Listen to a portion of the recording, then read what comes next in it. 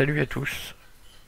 Je vais donc essayer de vous montrer comment j'ai fait pour Rex et comment je m'en sers. Donc, eh bien, je l'ai installé tout bêtement comme n'importe quel soft. Pour ma part, je l'ai enregistré dans mon répertoire de jeux qui est ici, ISO et jeux là. Donc, je l'ai installé comme n'importe quel soft. Une fois qu'il s'installe, vous avez l'icône qui apparaît sur le bureau ici. Donc, vous cliquez dessus. Donc jusqu'à là, tout reste chose simple et aisée. Voilà. Donc Rex s'ouvre. Tout en bas, vous avez un téléchargement de mise à jour des météos. Parce que vous pouvez également, il me semble, faire de la météo en temps réel, qui est un petit peu plus évoluée que celle qu'on retrouve dans FSX. Donc, vous le laissez venir. Donc en attendant que cette barre rouge sur la partie inférieure de la petite console s'enlève. Donc ça prend 2-3 minutes.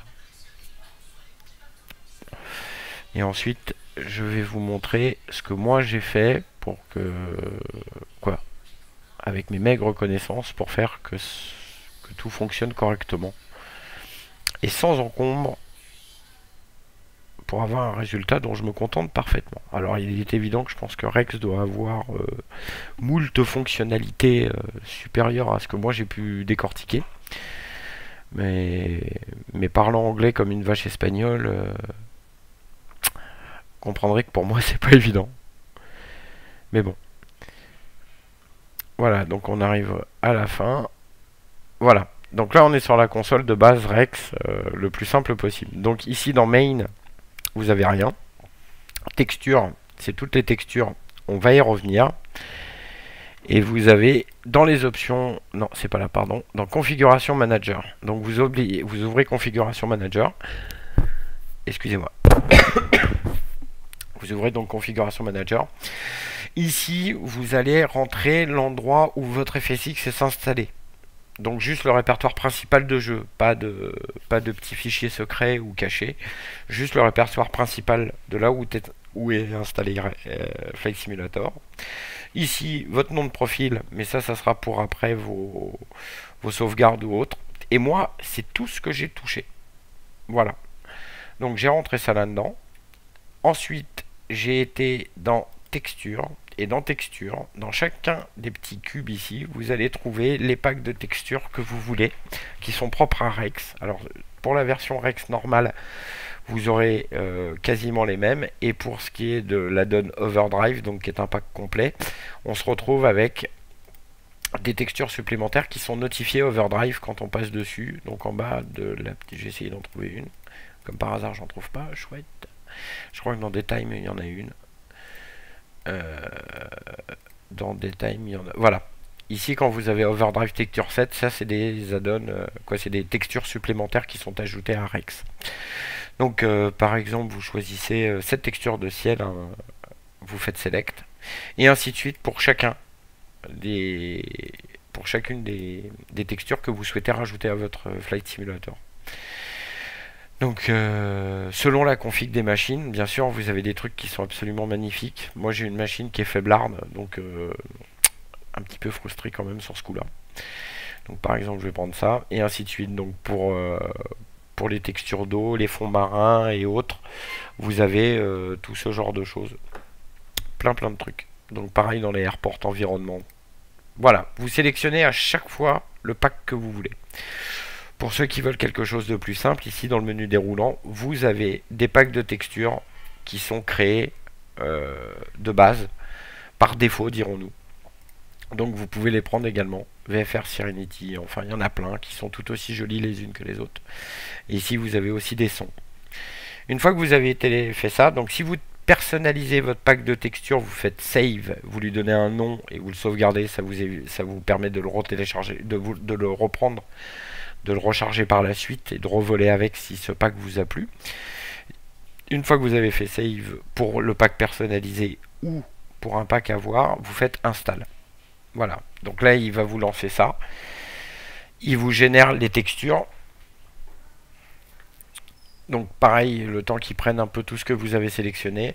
La petite barre de download va monter.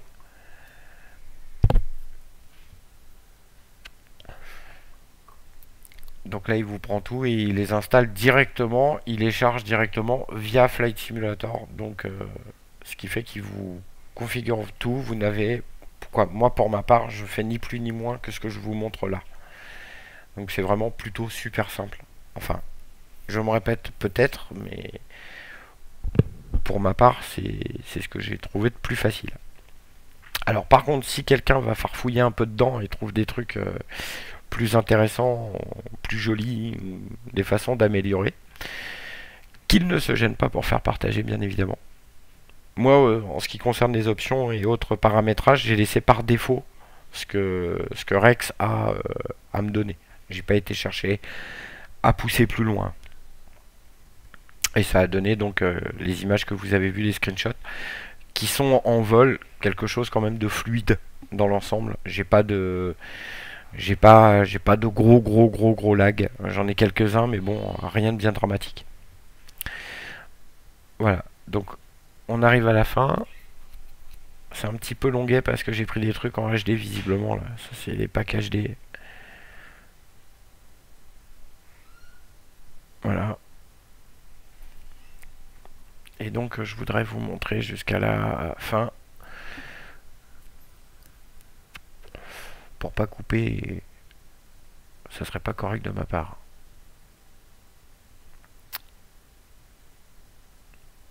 Voilà. Alors pour un premier tuto en vidéo, je dois vous avouer qu'il est très difficile de combler les petits temps morts. Voilà, ça y est, on arrive au bout.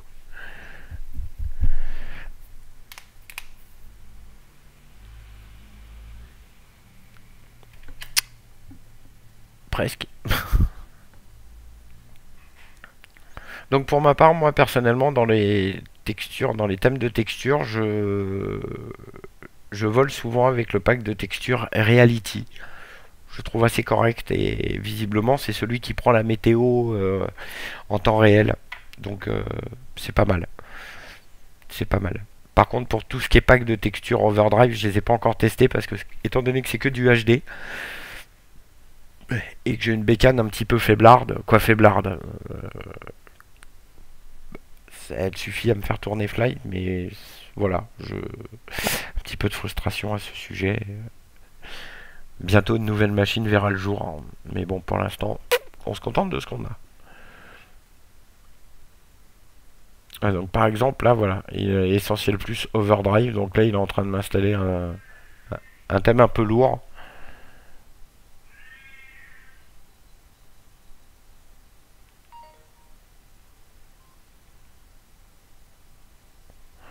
Voilà, voilà. Bon, eh bien écoutez, je fais une petite pause le temps que ça charge parce que c'est un petit peu long et on va pas faire une vidéo de 2h30 à moins que ça s'active. Ah, ça s'active. Comme quoi, il a pris peur. Voilà. Donc visiblement, ça s'achève.